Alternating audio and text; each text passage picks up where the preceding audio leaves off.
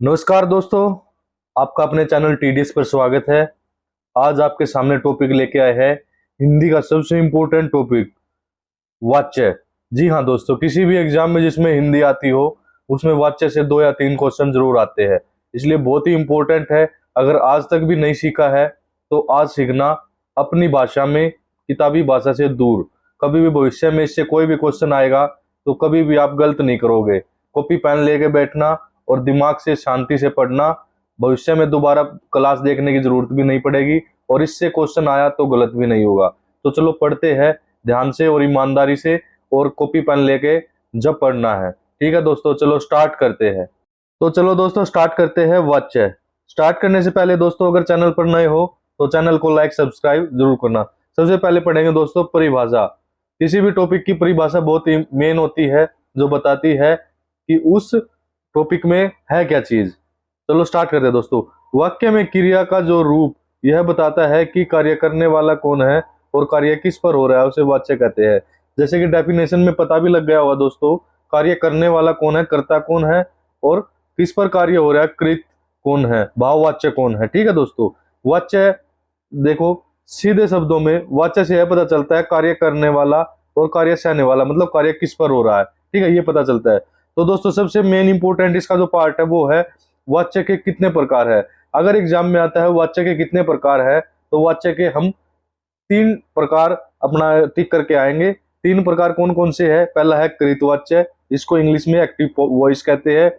Second है अपना क्रमवाच्य, जिसको हम पैसिव वॉइस कहते हैं।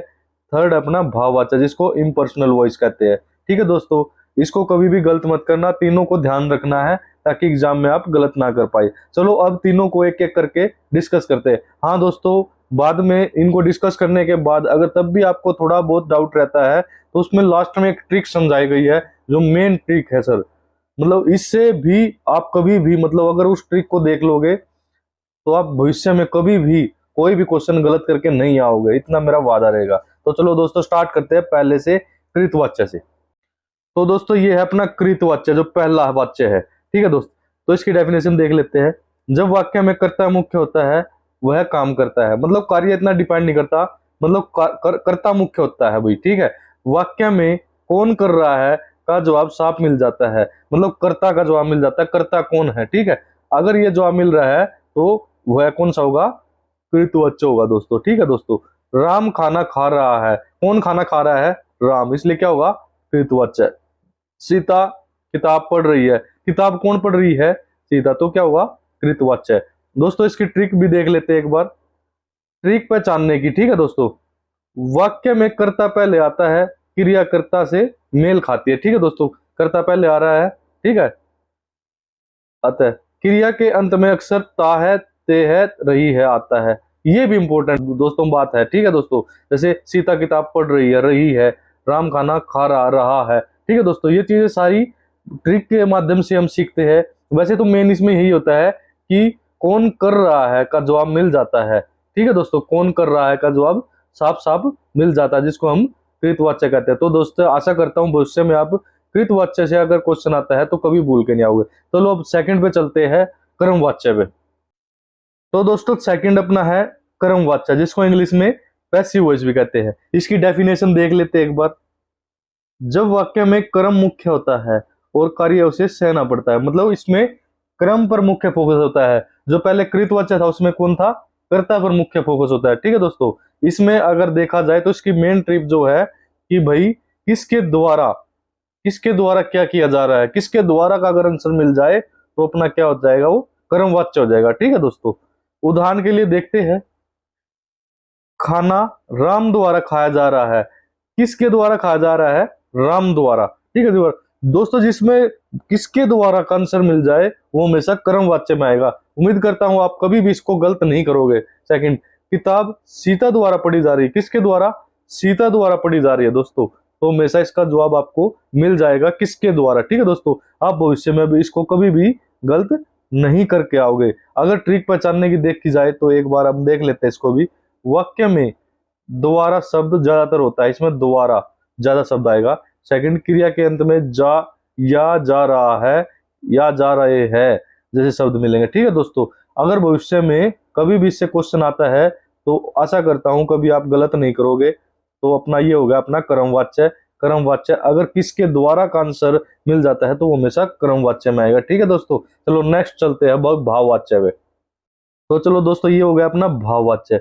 भाववाच्य थोड़ा सा अलग है, इसको थोड़ा अच्छे से समझेंगे। इसके दो पार्ट हो सकते हैं। ठीक है दोस्तों, पहले इसकी डेफिनेशन देखते हैं अच्छे से। जब कार्य तो हो रहा है लेकिन कर्ता और कर्म दोनों अज्ञात या महत्वहीन हो। मतलब कर्म कार्य हो रहा है लेकिन कर्ता का भी नहीं पता और कर्म का भी अज्ञात है। ठीक है दोस्तों, चलो ध्यान से पढ़ेंगे, एक बार देखेंगे एग्जाम्पल की वजह से, जब आप अच्छे से समझ पाओगे इसको।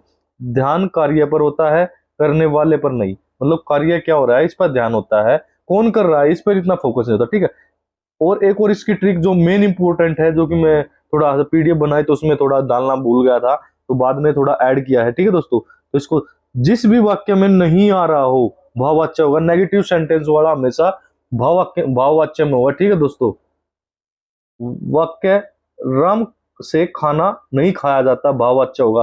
दोस्तों जिस भी वाक्य में ये याद रखना, नहीं शब्द आ जाता है तो हमेशा वो भाववाच्य में होता है। 90%, 10% किसी में भी आ सकता है, लेकिन 90% इसका आंसर भाववाच्य होगा। ठीक है दोस्तों, अभी चलो इसके उदाहरण देखते हैं कि यहाँ गाना गाया जा रहा है, कहाँ इसका आंसर नहीं मिलेगा, लेकिन गाना गाया जा रहा है, क्रम क्या हो रहा है, गाना गाया जा रहा है। ठीक है दोस्तों, कहाँ गाया जा रहा है, कौन गा रहा है ये नहीं पता। ठीक है दोस्तों, मैदान में फुटबॉल खेली जा रही है, कौन से मैदान में खेली जा रही है, बस ये पता है कि फुटबॉल खेली जा रही है, गाना गाया जा रहा है। ठीक है दोस्तों, ये नहीं पता कौन गा रहा है, कहाँ गा रहा है। ठीक है दोस्तों, तो यही इसका मेन इंपॉर्टेंट था दोस्तों भाववाच्य का।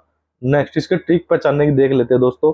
ट्रिक पहचानने की, वाक्य में कर्ता नहीं लिखा होता, मतलब कर्ते का पता ही नहीं होता कौन होता है कर्ता। ठीक है दोस्तों, क्रिया के अंत में जा रहा है, गया आता है, पर कर्ता गायब होता है। ठीक है दोस्तों, कर्ता गायब होना चाहिए। ये कर्ता कर्ता में भी मिल जाए, कर्तावाच्य में, कृतवाच्य में, लेकिन वहां पे यहाँ जहां पर कर्ता ना हो और फिर ये सेंटेंस जा रहा है तो फिर अपना भाववाच्य में आ जाएगा। ठीक है दोस्तों, वो उम्मीद करता हूं इससे सिंपल तरीके से कोई नहीं समझा सकता। ठीक है दोस्तों, चलो अब एक बार इसकी जो तीनों की एक शानदार ट्रिक बना रखी है दोस्तों। अगर अभी तक भी थोड़ा बहुत कंफ्यूजन रहा हो तो वो ट्रिक देखना, उसको देखने के बाद भविष्य में कभी भी गलत नहीं कर पाओगे क्वेश्चन। चलो चलते हैं उस ट्रिक पे। तो दोस्तों अपने ट्रिक पे आ गए दोस्तों। इससे अच्छी ट्रिक कोई नहीं है, पूरे यूट्यूब पर नहीं मिलेगी। इसको किसी ने पढ़ाया भी नहीं होगा ऐसे जैसे मैं पढ़ा रहा हूँ दोस्तों। इस ट्रिक को कर लो, पूरा टॉपिक केवल 2 मिनट में खत्म दोस्तों। इसको अच्छे से पढ़ लेना, एक ही एग्जाम्पल से तीनों का करा दूंगा। ठीक है दोस्तों, चलो पहला स्टार्ट करते हैं। एक एग्जाम्पल ले रहे हैं, राम खाना खा रहा है। ठीक है दोस्तों, पहला हो गया अपना कृतवाच्य। कृतवाच्य में क्या होता है, सिंपल सेंटेंस होता है जिसमें कर्ता पर फोकस होना है। कौन खाना खा रहा है, राम खाना खा रहा है। राम खाना खा रहा है ये हमेशा कृतवाच्य हो गया। ठीक है दोस्तों, अभी इसी इसी एग्जाम्पल को चेंज करेंगे क्रमवाच्य में। ठीक है दोस्तों, जैसे खाना राम द्वारा खाया जा रहा है, मैंने किसको बोला था, अगर किसके द्वारा का आंसर मिल जाए तो हमेशा क्रमवाच्य में आएगा। ठीक है दोस्तों, खाना राम द्वारा खाया जा रहा है, इसका इसका मतलब क्या होता है, ये क्या हो गया, क्रमवाच्य। कर्म कौन कर रहा है, राम कर रहा है। ठीक है दोस्तों, नेक्स्ट दोस्तों इसी को करते हैं भाववाच्य में। ठीक है, भाववाच्य, यहाँ खाना खाया जा रहा है, खाना तो खाया जा रहा है दोस्तों, उसमें राम के द्वारा खाना खाया जा रहा था, यहाँ पे कर्ता गायब है, और कहाँ खाया जा रहा है, कौन खा रहा है ये नहीं पता, लेकिन खाना खाया जा रहा है। ठीक है दोस्तों, ये हमेशा भाववाच्य होगा। ठीक है दोस्तों, राम से खाना नहीं खाया जाता, ये भी हो सकता है अगर नहीं वाला सेंटेंस आ जाएगा, राम से खाना नहीं खाया जाता, तो ये भी किस में आ जाएगा, अपना भाववाच्य में। तो दोनों एग्जाम्पल याद रखना दोस्तों, जहां पे कर्ता या किसी भी मतलब कुछ ना मिलेंगे, लेकिन ये पता लग जाए कि क्या क्रम हो रहा है। अगर ये पता लग जाए तो भाववाच्य में आएगा हमेशा। और जिसमें नेगेटिव सेंटेंस होता है वो 90% दोस्तों अपना भाववाच्य में आएगा। चलो इसके एग्जाम्पल देखते हैं आप लोगों ने क्या सीखा है। उम्मीद करता हूं ये जो लास्ट की ट्रिक बताई है ये बहुत ही इंपॉर्टेंट है दोस्तों। इसको पढ़ लोगे तो भविष्य में कभी भी भाववाच्य से कोई भी क्वेश्चन गलत नहीं होगा आपको। चलो एक बार एग्जाम्पल देखते हैं क्या आप लोगों ने क्या सीखा।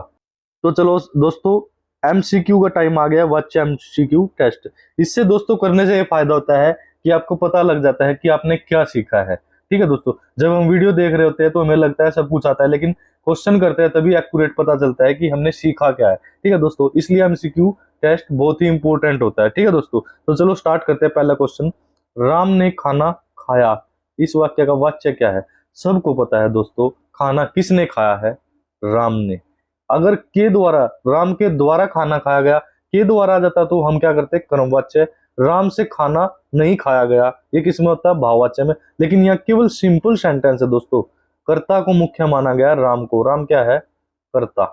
ठीक है दोस्तों, तो इसका आंसर जो हो जाएगा अपना हो जाएगा कृतवाच्य, ए जो है इसका राइट आंसर हो जाएगा। ठीक है दोस्तों, नेक्स्ट दोस्तों क्वेश्चन नंबर 2, खाना राम द्वारा खाया जाता है। मैंने क्या बताया था दोस्तों, किसके द्वारा अगर आंसर मिल जाए, राम द्वारा दोस्तों। ठीक है दोस्तों, इसमें क्या होता है, कर्म इंपोर्टेंट होता है दोस्तों। ठीक है दोस्तों, उसमें क्या होता था, कर्ता इंपोर्टेंट होता था। ठीक है दोस्तों, कर्म किसके द्वारा का अगर आंसर मिल जाए, किसके द्वारा,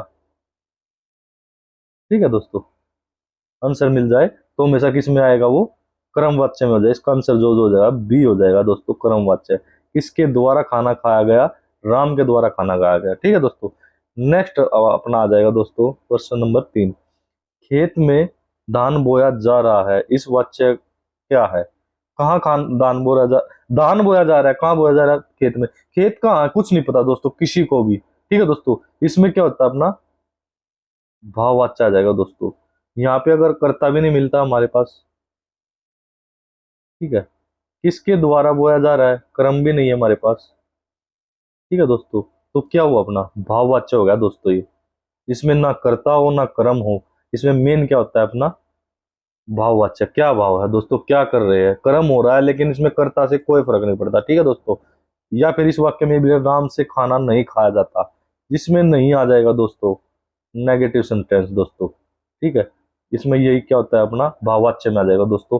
दोस्तों सिंपल सी ट्रिक है, केवल एक चीज याद रखना, अगर जहां पर कर्ता मिल रहा हो अच्छे से, जैसे खाना राम द्वारा, सॉरी राम खाना खाता है, इसमें राम कर्ता मिल गया दोस्तों मेन, तो हमेशा वो कृतवाच्य में आएगा।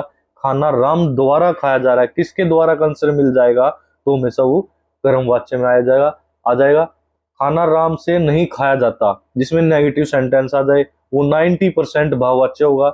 या फिर खाना खाया जा रहा है, ये नहीं पता किसके द्वारा खाया जा रहा है, वो किस में आ जाएगा, भाववाच्य में आ जाएगा। ठीक है दोस्तों, उम्मीद करता हूँ कभी भी भविष्य में इससे आने वाला कोई भी क्वेश्चन आप गलत नहीं करोगे। धन्यवाद, जय हिंद। हाँ, चैनल पर नए हो तो लाइक सब्सक्राइब जरूर करना दोस्तों। आपका दिन शुभ हो। धन्यवाद, जय हिंद, नमस्कार।